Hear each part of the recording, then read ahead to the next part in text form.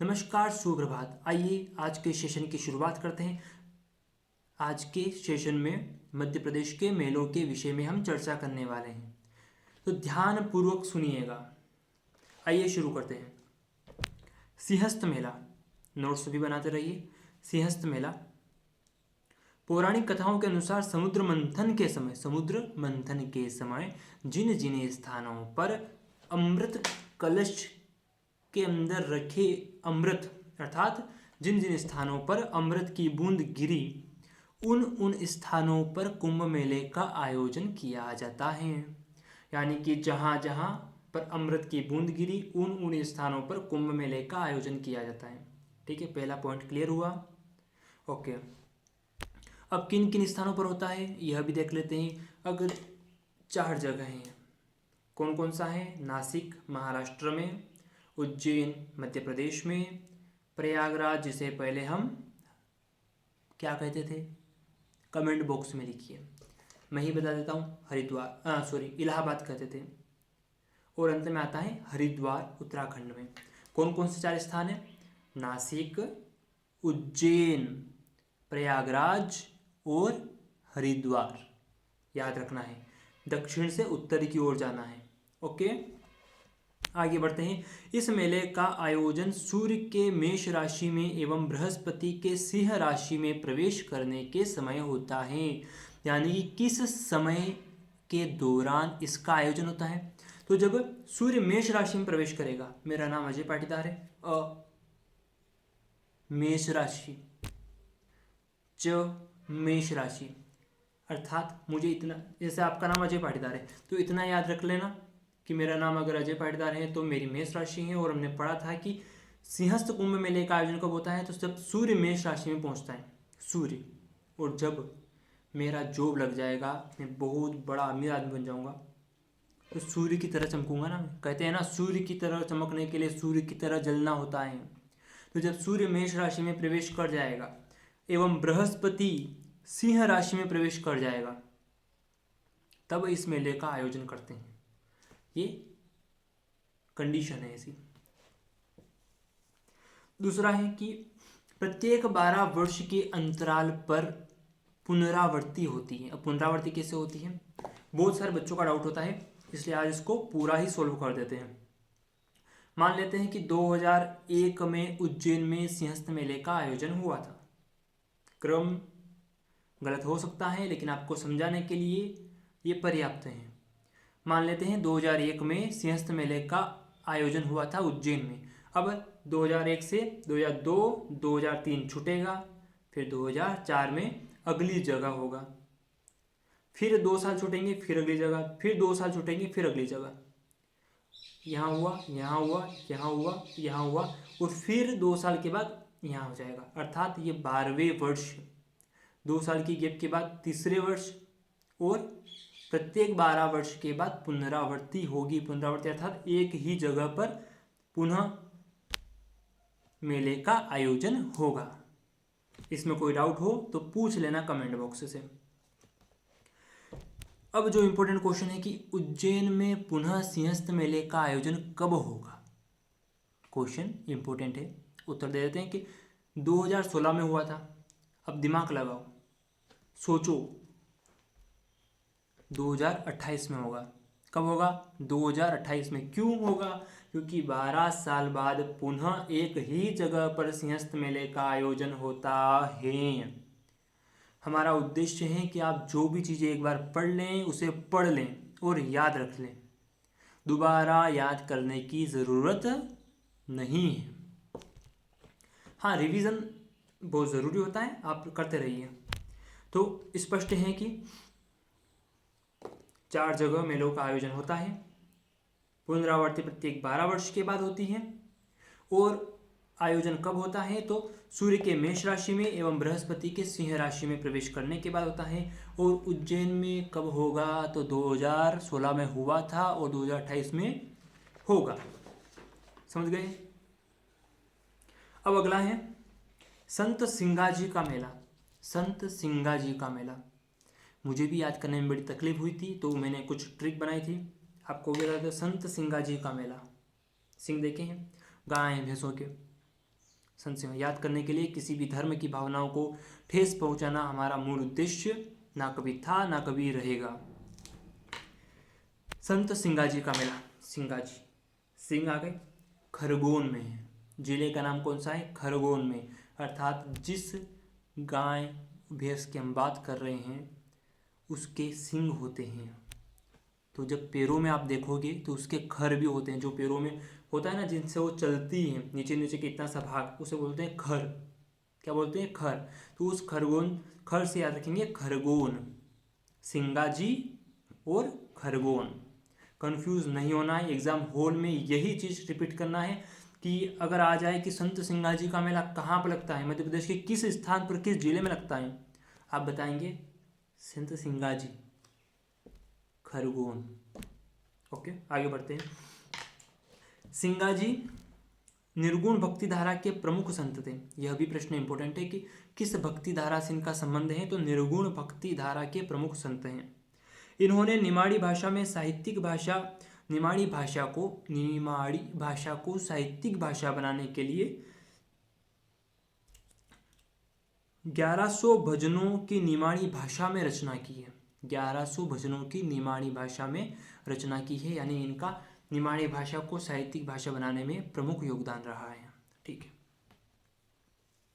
इसी कारण खरगोन जिले की हरसूद तहसील के पिपलिया ग्राम में सिंगाजी मेले का आयोजन होता है। और कितने दिनों तक होता है? 7 दिन तक मेला लगता है। ओके, अगला है संत नागाजी का मेला। संत नागाजी का मेला कहाँ लगता है? मुरैना में। कहाँ पर? तो मुरैना जिले के पोरसा में पोरसा में लगता है। मुरैना जिले के पोरसा में लगता है। मुरैना जिले के पोरसा में संत नागाजी का मेला लगता है। इन दोनों में कंफ्यूज नहीं होना है कि संत सिंगाजी का मेला है तो नीचे सिंह, खर समझ लो, ये अपना एमपी है, ये अपना एमपी है, तो इसका दक्षिण वाला भाग है। अगर सॉरी ऐसे रख लेते हैं, सब जल्दी समझ में आएगा। ये दक्षिण वाला भाग है तो सिंह और खर इधर हैं, खर भी नीचे होंगे। लेकिन संत नागाजी का मेला तो ऊपर आ जाएगा, याद रखना है। और कहाँ पर? मुरैना में। या इसकी सबसे बड़ी विशेषता है कि यहाँ पहले बंदर बेचे जाते थे, किंतु अब सभी जानवरों को बेचा जाता है। वो तो पुरानी बात हो गई ना। ठीक है, अगला है तेजाजी का मेला। ट्रिक है इसकी, तेजी से गुनगुनाओ, तेजी से गुनगुनाओ, गुनगुनगुना रे गुनगुनगुना रे गुनगुनगुना ये गाना रे। समझ रहे हो बात को? तेजाजी का मेला भामागढ़ गांव गुना में लगता है। भामागढ़ गांव गुना में लगता है। कब लगता है? तेजा दशमी एवं भाद्रपद दशमी। तेजा दशमी अर्थात भाद्रपद दशमी के दिन यह मेला लगता है। और आपने देखा होगा आपके आसपास के क्षेत्रों में जहाँ जहाँ भी भगवान तेजाजी महाराज का मंदिर है वहाँ पर इस मेले का आयोजन होता होगा, तो वहाँ पर भी होता है। किंतु यह विशिष्ट रूप से कुछ महत्वपूर्ण स्थल हैं जहाँ पर मेले का एक विशेष महत्व है, इसलिए एग्जामिनर इन्हीं से पूछेगा। ओके, आगे है महामृत्युंजय का मेला। महामृत्युंजय का मेला कहाँ पर है? रीवा में। कहाँ पर है? रीवा में। बहुत इंपॉर्टेंट है क्योंकि मृत्यु अटल है। अटल यानी कि उसको कोई रोक नहीं सकता, कोई उसको रोक नहीं सकता। रोक नहीं सकता मतलब रीवा। मैं आपको अपनी भाषा में समझाऊं, लेकिन हो सकता है आपको समझ में ना आए। मेरी बुद्धि की भी कुछ क्षमता है, इसलिए मैं आपको इजी गोइंग में समझा रहा हूँ। महामृत्युंजय का मेला रीवा। यह बघेलखंड का प्रमुख धार्मिक मेला है। बघेलखंड, बुंदेलखंड नहीं बोला है, बघेलखंड बोला है। रीवा जिले में महामृत्युंजय मंदिर पर बसंत पंचमी और शिवरात्रि पर इस मेले का आयोजन किया जाता है। ठीक है, कितने हो गए? 5 हो गए। छठा है जल बिहारी का मेला। जल बिहारी का मेला, जल अर्थात पानी। अगर वर्षा की बूंद गिरेगी तो हम क्या करेंगे? छतरी लेंगे ना हाथ में, ताकि वर्षा की बूंद हम पर ना गिरे, हम गीले ना हो। तो हमने छतरी पकड़ रखी है। अगर पानी गिर रहा है तो क्या करेंगे? जल गिर रहा है भैया, इसलिए हम छतरी पकड़ कर बैठे हैं। जल बिहारी का मेला छतरपुर। साथ साथ रिपीट करते रहो यार, जैसे मैं एक्शन ले रहा हूँ, एक्टिविटी कर रहा हूँ, मोशन कर रहा हूँ, करते रहो, जल्दी आ जाएगा आपको। मकई हाट का मेला, मकई हाट का मेला, अरे मकई हाट, ये है बड़ी ही रोचक मेला है। इसके विषय में बहुत ध्यानपूर्वक सुनना, क्योंकि यहाँ से बहुत सारे टिपिकल क्वेश्चन आपके पूरे हो जाएंगे। ठीक है। मकई हाट गोंड एवं उनकी उपजातियों का प्रसिद्ध हाट है। किसका? गोंड एवं उसकी उपजातियों का प्रसिद्ध हाट है। यह मंडला से बस्तर तक आयोजित होता है। मंडला कहाँ पर है भैया? मंडला, सॉरी, हाँ मंडला इधर ही है। नक्शे के हिसाब से देखेंगे तो मंडला इधर ही है। मंडला से बस्तर तक, बस छत्तीसगढ़ में पहुंच गए अपन। बस्तर तक आयोजित होता है। बस्तर के नारायणपुर में मकई सर्वाधिक प्रसिद्ध है। बस्तर के जो नारायणपुर है वहाँ पर जो आयोजित होने वाला हाट है वो सर्वाधिक महत्वपूर्ण है। मकई के प्रथम दिन, यानी कि इस हाट के प्रथम दिन, देवी की पूजा एवं बकरे की बलि दी जाती है। देवी माता की पूजा की जाती है और बकरे की बलि दी जाती है। दूसरे दिन क्या होता है? एबाल तोर नामक नृत्य किया जाता है। तो एबाल तोर नामक नृत्य कौन सी जनजाति करती है भैया? गोंड जनजाति। समझ गए बात को? ठीक, आगे बढ़ते हैं। याद कैसे रखोगे इस नृत्य को?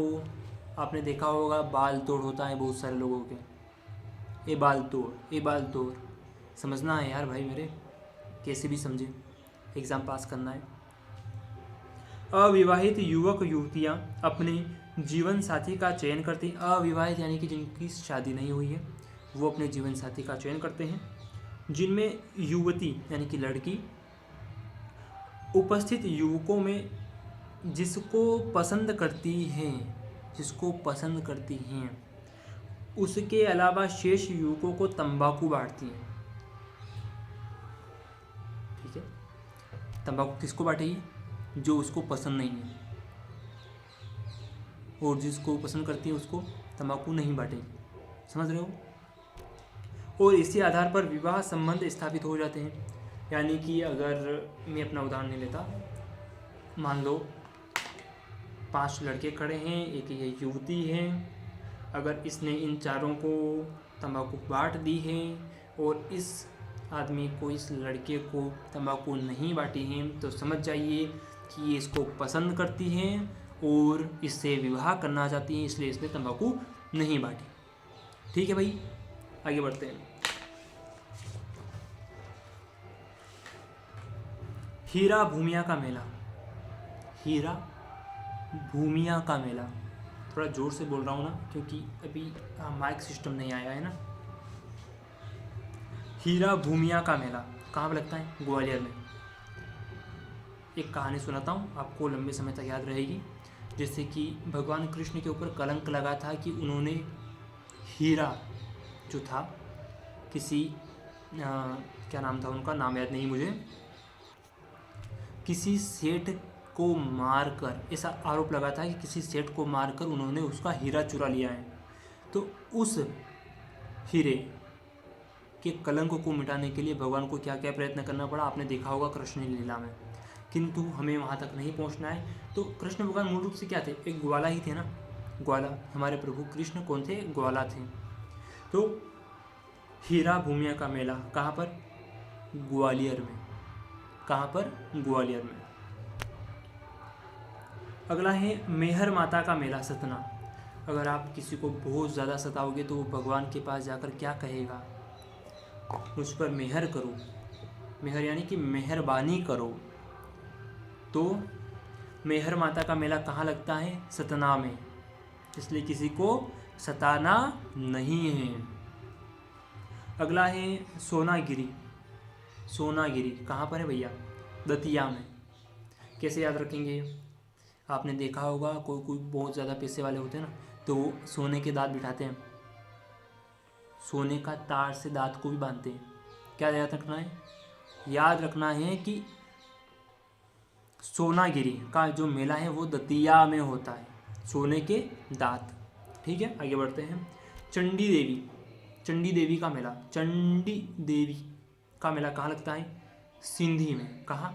सिंधी में। अर्थात माँ चामुंडा, चंडी देवी ये क्या कर देती है, असुरों को, दैत्यों को सीधा कर देती है, सीधा यमलोक पहुंचा देती है। समझ रहे हो बात को? चंडी देवी सीधी जिला। ओके, आज हमने करीब 10 मेलों को देखा है बहुत ही अच्छे से। अगर आप इसे तैयार कर लेते हैं, अगर आपको समझ में आ रहा है मेरे पढ़ाने का तरीका, तो आप कमेंट बॉक्स में लिखिए कि भैया जारी रखिए इस क्रम को। अगर नहीं आ रहा तो आप कहिए कि सुधार की आवश्यकता है। अगले वीडियो में मिलते हैं, तब तक के लिए याद करिए, रिवीजन करिए, नोट्स बनाइए और अपना ख्याल रखिए। तब तक के लिए नमस्कार।